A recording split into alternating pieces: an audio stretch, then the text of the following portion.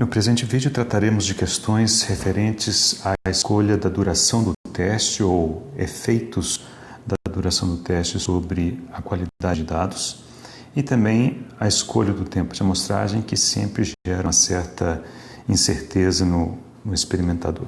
Okay?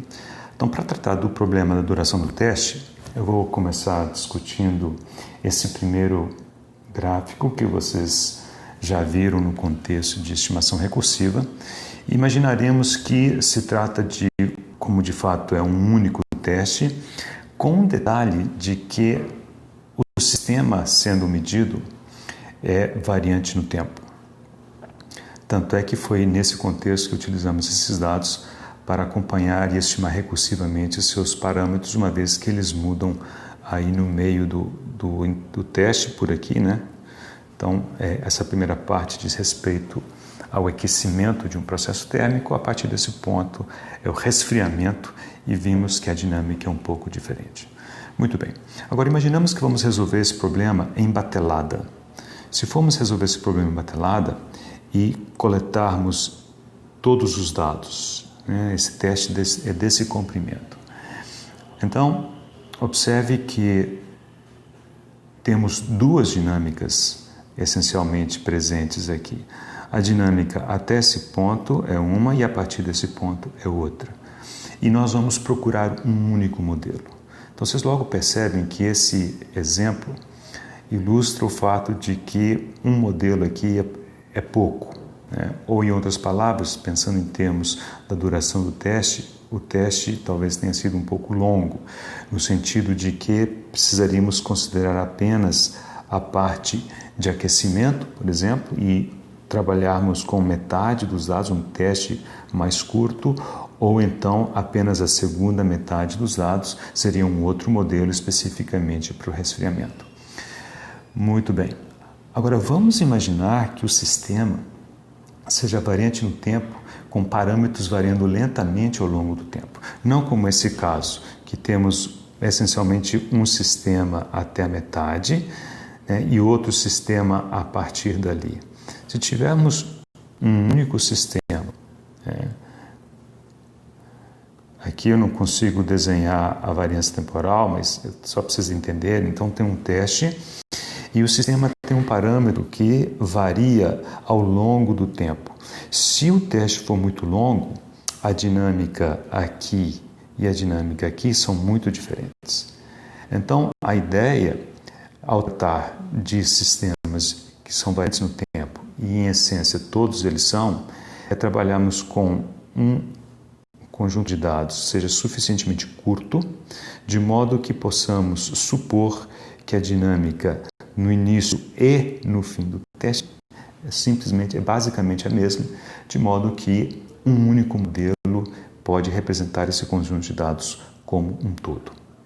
Então, quanto mais dados do ponto de vista estatístico, tipicamente as coisas melhoram, mas do ponto de vista dinâmico, a menos que o sistema seja verdadeiramente estacionário, nós acabaremos tendo problemas. Então, o tamanho do teste, a duração do teste, tem que levar em conta o aspecto de variância temporal.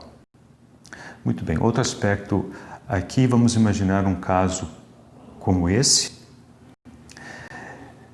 Apenas aquecimento, sistema invariante no tempo, mas o sinal de entrada não é persistentemente excitante.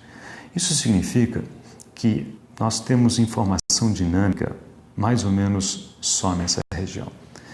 A partir daqui, nós não temos informação dinâmica e, de quebra, as pequenas flutuações que aparecem sob o sinal, que é o ruído, continuam sendo introduzidas para o banco de dados. Moral da história, a partir desse ponto nós temos todo o ônus do ruído sem o bônus de informação dinâmica. Então, nesse caso, o teste também teria que ser um teste mais curto, né? Cortando os dados aqui, mesmo o sistema não sendo variante no tempo e mesmo não se tratando de um problema de aquecimento e resfriamento ou coisas do tipo.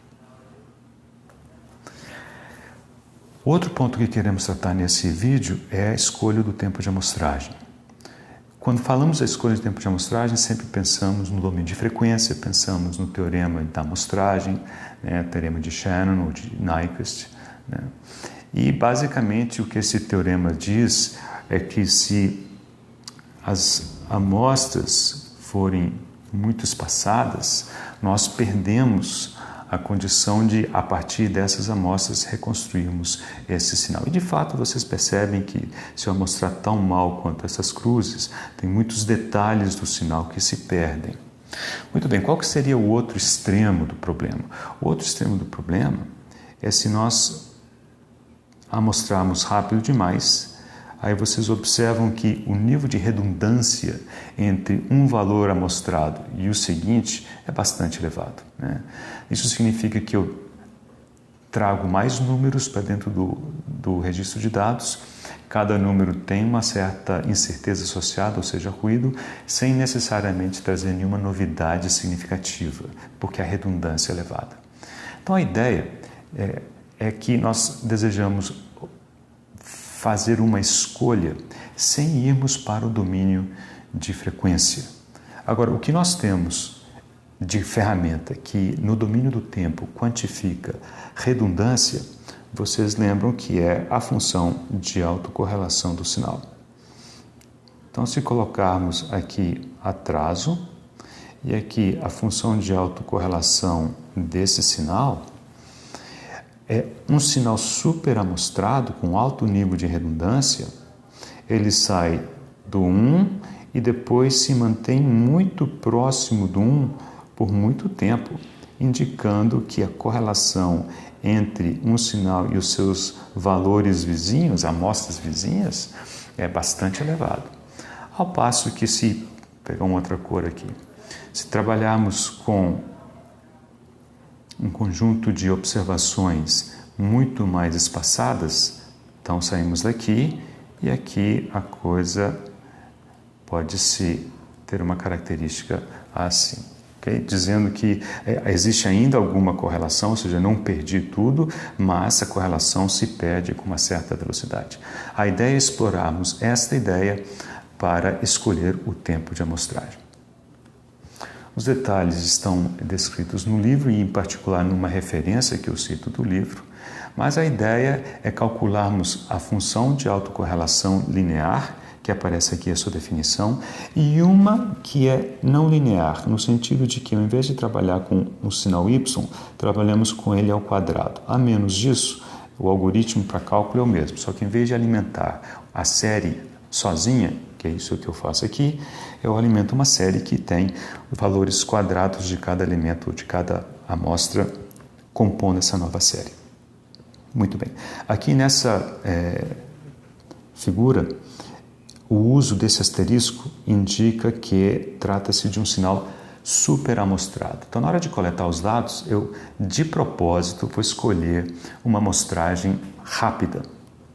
Não vou dizer a mais rápida que eu consiga medir, porque pode ser um exagero, mas é uma claramente rápida. E a partir dali, o problema passa a ser o de decidir uma taxa de decimação. Muito bem, então o procedimento é mais ou menos o seguinte. Lemos ou medimos uma série temporal sobreamostrada, que chamamos de y asterisco k. Geramos uma segunda, que é tomar cada elemento dessa série e elevar ao quadrado, calcular esta função de autocorrelação e esta função de autocorrelação. Fazemos isso e fazemos os gráficos dessas funções. Esta está aqui nessa coluna, porque são 3 situações diferentes, e essa está aqui nessa coluna, 3 situações diferentes. Okay? E nós procuraremos o atraso para o qual a função é mínima. Então, nós vamos pegar o mínimo dessa função aqui, o mínimo dessa função aqui, que nesse caso é alguma coisa em torno de 120. Nos dois casos, uma diferença pequena, e nós vamos trabalhar com o menor dos dois. Okay? Com o menor dos dois. Como são iguais, então nós podemos imaginar que fosse 120. Nesse caso aqui, não. Esse aqui é por volta de 120, esse é por volta de 60. Então, nós pegaríamos esse valor de 60 aqui.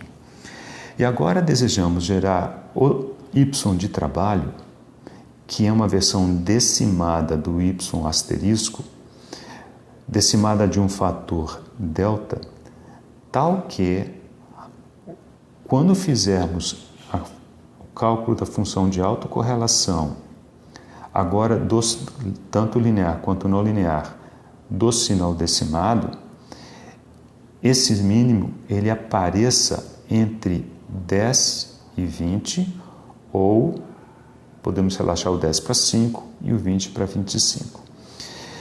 Se a gente decimar de 10, essa função ela vai encolher de 10. Idem para essa é uma propriedade simples de constatar.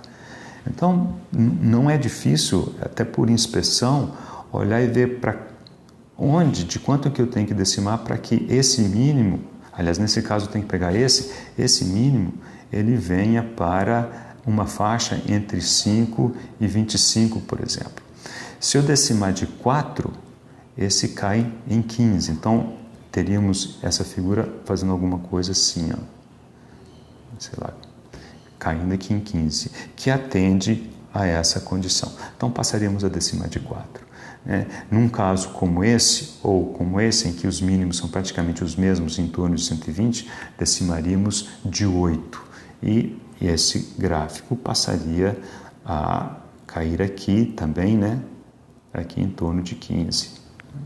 Então, é um procedimento razoavelmente simples, funciona bem na prática e nós não precisamos ir para o domínio de frequência, usar FFT e coisas do tipo.